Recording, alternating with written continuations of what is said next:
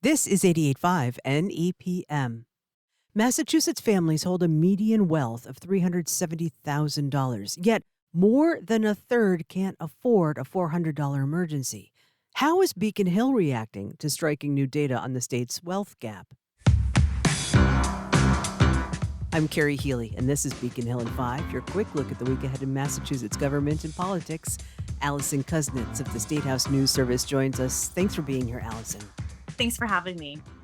Allison, new Federal Reserve Bank of Boston survey shows median family wealth in the state is over $370,000. But buried in that headline is a staggering divide. More than a third of families don't have the $400 in cash for an emergency, and for Black and Latino households, that jump is nearly two-thirds. What else stands out to you in this data?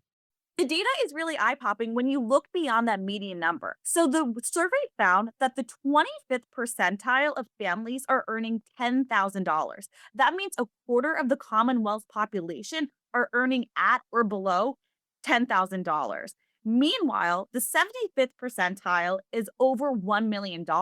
That means a quarter of Bay Staters are earning above $1 million. Wow. Also, looking at how widely wealth can vary based on other factors in the study, whether it's educational attainment, where somebody lives, their age, looking at home ownership. For example, for homeowners, their median family wealth is over $790,000. Meanwhile, for renters, their wealth is only $1,500.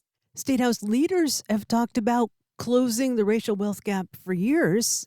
Given we already know these disparities existed, how are lawmakers responding to seeing it spelled out like this? Is anyone on Beacon Hill surprised?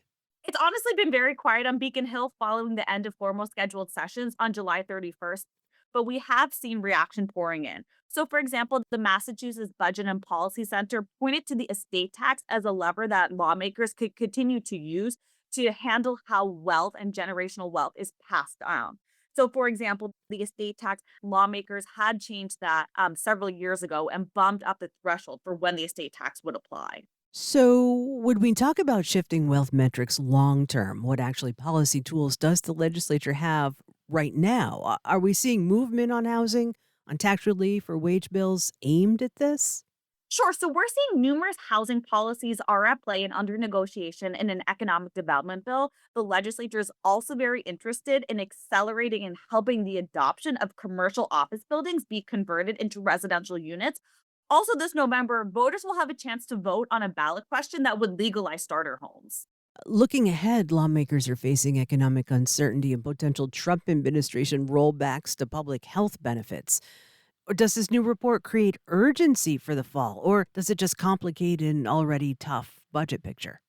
I think it puts more pressure on the Haley administration and the state overall to intervene. So, for example, if we're seeing that families already are going to struggle to afford a $400 emergency expense, imagine what's going to happen when Bay Staters lose their math health coverage, turn up in the hospital, and face a medical bill that's far higher than $400. That's going to put an incredible strain on the state's health safety net and will require some type of intervention. Allison Kuznets is a reporter with the State House News Service in Boston. Allison, thanks. Thank you. This is our weekly check-in from the State House. Subscribe to Beacon Hill in 5, wherever you get your podcasts. This is 88.5 NEPM.